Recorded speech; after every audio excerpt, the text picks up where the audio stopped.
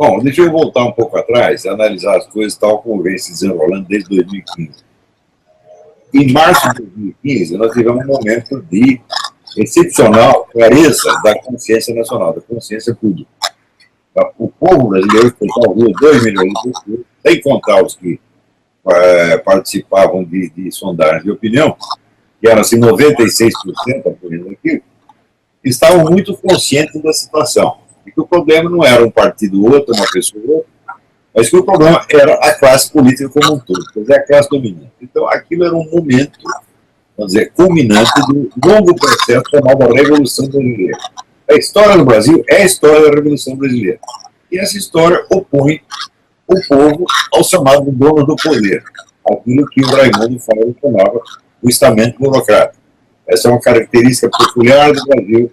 No Brasil, a luta de classes não é entre proletários e capitalistas, mas é entre o povo em geral e o estamento burocrático, que são aqueles grupos que são proprietários do Estado, não dos meios de produção. Proprietários dos meios de produção, os capitalistas, geralmente são servos do estamento burocrático. Né? Então, a luta básica é povo versus estamento burocrático. E a mim me parecia que, naquele momento, a população que estava na rua estava muito consciente disso, tanto que eles não aceitavam a participação de nenhum político. O político queria subir no palanque e o pessoal expulsava. Podia ser o político mais antipetista do universo. Ele chegava lá e o pessoal falava, não, você não, vai embora. E isso mostrava que era uma rebelião geral contra a classe política. Então, era um momento que era uma oportunidade excepcional que não acontece 2 vezes num século e que não voltará a acontecer. É bom o pessoal entender, porque a oportunidade é um cavalo sem rabo. Já diz o Calpino, você não pegou o cavalo, não adianta tentar pegar pelo rabo. E naquele instante intervieram, então, os gênios, né, os líderes dos vários movimentos, né, e saíram buscando apoio de quem? Da classe política. Tá certo? A classe política, evidentemente, esfregou as mãos de contentamento, diz, bom, agora, muito bem, agora nós dominamos esse movimento todo desde cima. E foi exatamente o que aconteceu. Logo em seguida, as exigências do movimento se retraíram, encolheram e se concentraram na pessoa da dona Dilma Rousseff. Por outro lado, o estamento burocrático pensou assim, então nós entregamos a Dilma Rousseff e continuamos no poder aqui. Só que o seguinte, agora sem rosto, porque antes tinha um rosto, que era o da Dilma, que simbolizava a situação inteira. Apagaram o símbolo, agora o povo não sabe mais contra quem está lutando. Então, era evidente que o movimento popular ia se dissolver, se desmantelar, e se desorganizar a partir disso. Exatamente como eu disse que ia acontecer, exatamente como aconteceu. Acontece que nessa porcaria desse país, ninguém estuda coisa nenhuma, é só achismo, é só preferência, eu gosto disso, eu gosto daquilo, eu quero isso, eu quero aquilo. Tá certo? E se você passa a vida estudando para depois explicar o que está acontecendo, eles não entendem e acham que você está disputando liderança, que você está querendo chefiar movimentos, que você quer ser senador ou ministro ou qualquer porcaria, tá certo? Quando, evidentemente, a minha perspectiva não é nada disso, absolutamente nada. Eu estou aqui apenas na posição, vamos dizer, de um estudioso, de um cientista político que está tentando explicar o que acontece e, em cada situação, mostrar quais são as possibilidades de ação que existem e as que não existem, e mostrar também as consequências possíveis das várias opções. Quando o pessoal dizia, não, mas nós vamos começar pelo impeachment, o impeachment é só o começo, eu falei, não haverá capítulo 2. A hora que acabou o impeachment, vocês tiveram obtido o máximo que vão obter. O estamento burocrático não vai lhes dar mais nada, nada, nada, nada, e vai tomar o que vocês já têm. Dito e feito. Então, isso quer dizer que qualquer movimento que naquele momento buscasse o apoio da classe política, ele estava se estrangulando a si mesmo. E isso continua valendo ainda. Por quê? Quem está no poder é a mesma elite de sempre. Não mudou absolutamente nada. Isso quer dizer, um partido sai prejudicado, mas os seus aliados e os seus pais fundadores, a começar pelo próprio PSDB, continuam no poder. Então, vamos dizer, com uma fachada menos escandalosa do que o PT, mas no fundo é a mesma coisa. Você vê que a resistência a esse movimento contra o desarmamento civil vem da onde? Vem dessa mesma elite. Para esta elite é absolutamente essencial que o povo esteja desarmado, tá certo? E que a criminalidade impere, porque esse é um povo aterrorizado, intimidado e, portanto, sem iniciativa. Se cancelar o Estatuto de Desarmamento e o povo se armar e conseguir se defender de ladrões, ora, quem consegue se defender de um ladrão, de um assaltante, também consegue se defender de políticos. Então, vamos dizer, o armamento da população injetaria vida e energia no povo brasileiro. E esse povo estaria muito mais apto a se organizar e agir politicamente do que está agora. Isso é evidente que ninguém na elite quer. Se estão morrendo 70 mil brasileiros, eles estão um pouco se lixando. Tá certo? Quando morre um guerrilheiro, um terrorista, eles derramam lágrimas. Tá certo? Agora, quando morre 70 mil brasileiros, que se dane. Eles não querem nem saber, são todos uns cínicos. Tá certo? Então, é o seguinte, quem está governando o Brasil, a classe que está governando o Brasil, é inimiga visceral do povo brasileiro. Só pensa nos seus próprios interesses, na conservação do poder. A partir daquele momento em que o pessoal entregou o movimento popular nas mãos da classe política, só podia acontecer exatamente o que está acontecendo, quer dizer, o esfarelamento, o desmantelamento. E aí a coisa se agrava por um segundo fator. Tá? É aquele negócio que diz o Hugo von Hofmannsthal: nada está na política de um país que não esteja primeiro na sua literatura. Cadê a literatura? Não tem. Então, cadê a política? Também não tem. Só tem joguinho de grupo para ganhar dinheiro e para se manter no poder. Quer dizer, isso não é política mais. Isso é intriga de galinheiro, que é o que está acontecendo no Brasil atual. Numa situação normal, você vê que o confronto político aparece primeiro na esfera da alta cultura. Então, você tem as várias correntes, você tem lá a corrente liberal, comunista, socialista, tradicionalista, etc, etc. E esse pessoal tem um confronto intelectual. E aqui tem um certo número de personagens que representam, personificam as várias correntes de ideias. E os movimentos que se formam embaixo disso, as militâncias, refletem isso. Então, o conjunto faz um certo sentido, porque você sabe quais são as correntes que estão em disputa. Ora, no Brasil não existe esse confronto de intelectuais. Está entendendo? Porque não há intelectuais. Acabou. Tá? Então, o que os movimentos que estão embaixo podem fazer? Eles podem se esfarelar, cair num caos desgraçado, numa pululação de ideias esquisitas e opiniões arbitrárias, e numa total impossibilidade de se organizar para a ação, que é exatamente o que está acontecendo. Então, em vista disso, nós temos que pensar o seguinte: bom, existe algum tema que possa articular novamente o povo brasileiro contra o estamento burocrático? Só tem um, que é esse problema do desarmamento. Por quê? Porque o povo está tão consciente do seu risco de vida quanto, em 2015, estava consciente da corrupção da roubalheira. E é claro que o problema de risco de vida é muito maior e muito mais urgente do que a roubalheira, porque, preste bem atenção, para ser roubado, você precisa estar vivo. Né? Ou não. Né? Roubar o defunto não dá, pô. Né? Então, o povo brasileiro finalmente começou a sentir esse problema do risco de vida de uma maneira mais aguda quando houve aquela crise no Espírito Santo. Então, este é o único item em torno do qual se pode formar uma nova unidade dos vários movimentos e atrair, o apoio do povo brasileiro. Você tem o direito de se defender, por quê? Porque a polícia não pode defender você. No Brasil, nós temos 70 mil homicídios por ano, dos quais só 5% são resolvidos. Então, quer dizer, a polícia não tem condição de agir em face de 95% dos homicídios.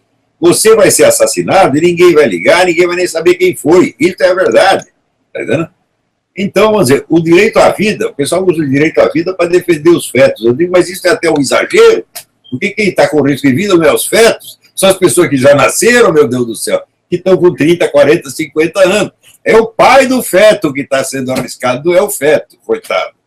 O feto também está, mas antes do feto tem o pai do feto. Tá certo? E o pessoal, vamos dizer, finalmente, depois de 30 ou 40 anos, o povo brasileiro está se sensibilizando para esse negócio. Olha, peraí, eu quero o direito de ter a minha vida e minha propriedade defendida, eu quero o direito de poder sair na rua sem levar a bala perdida.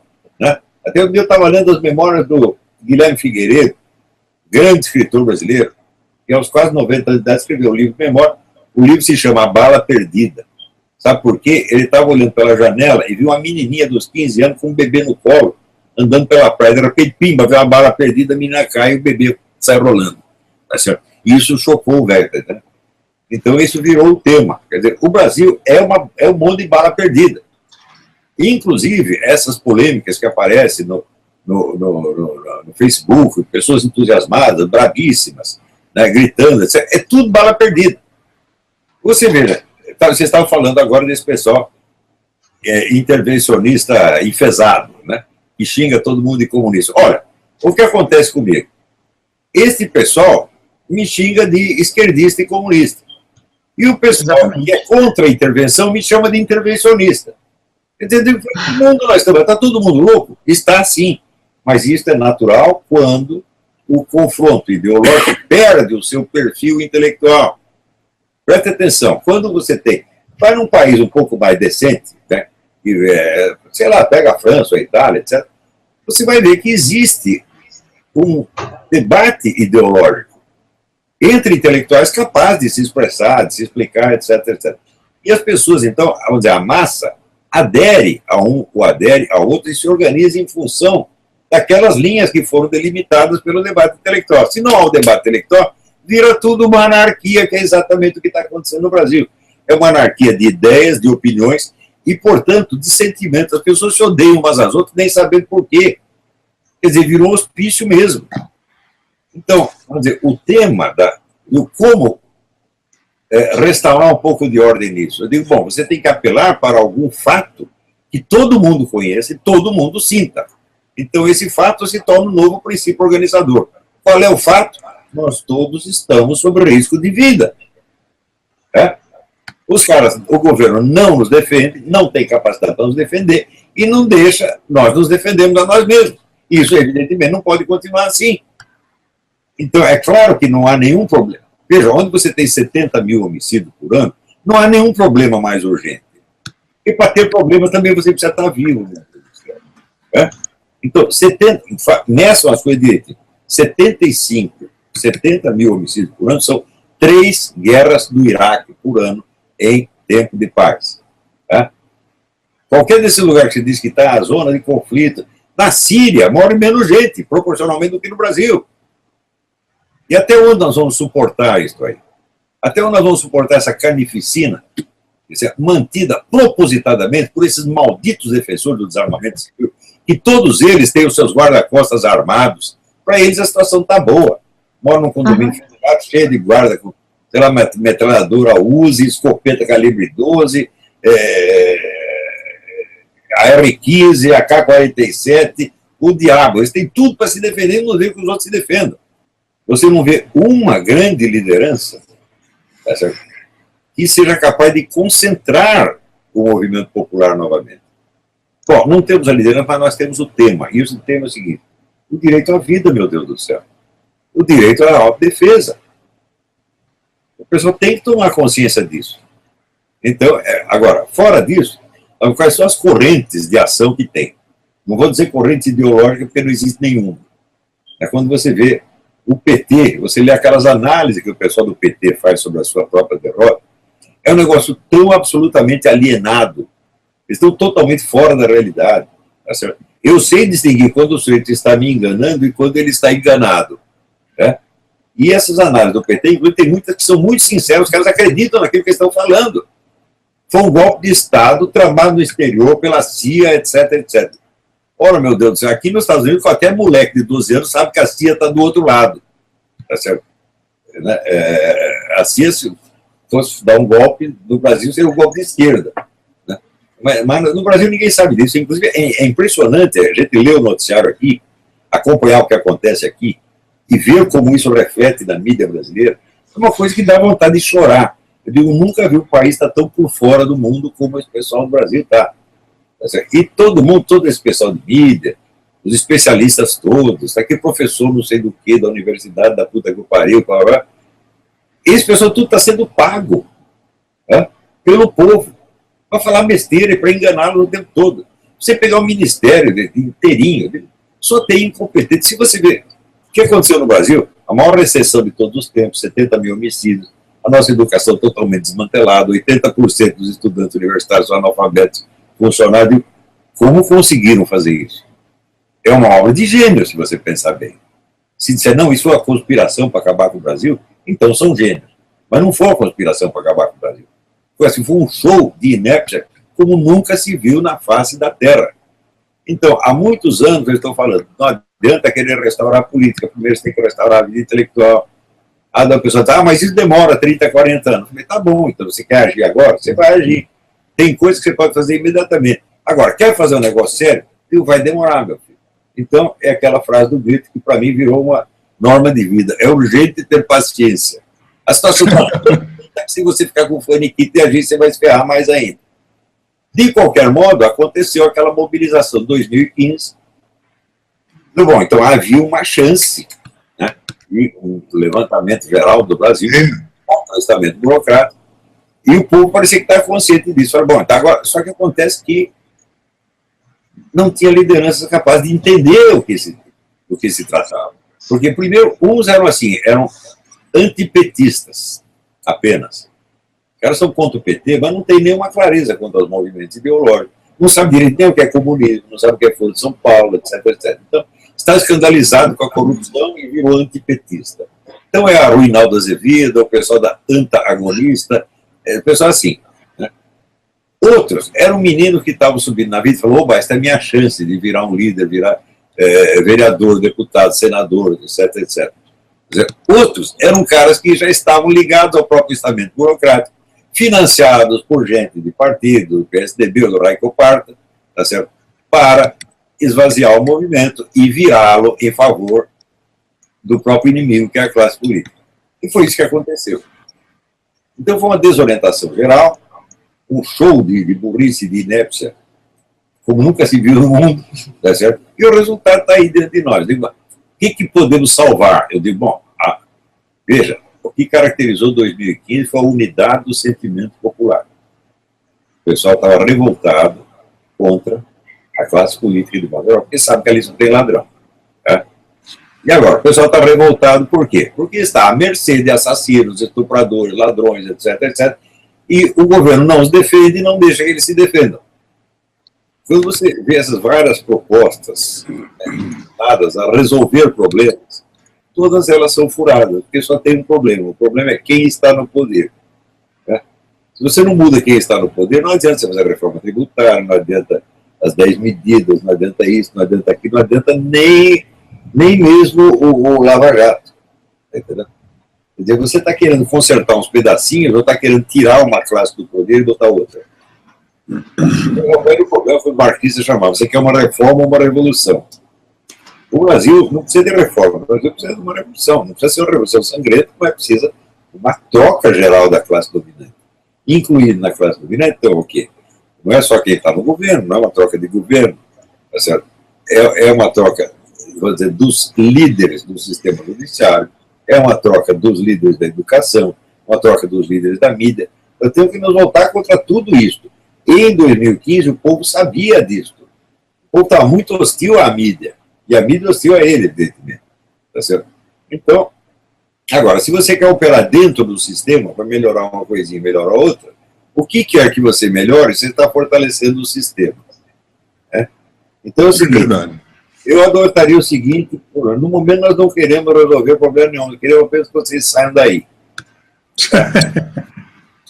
O povo tem que se fazer respeitar.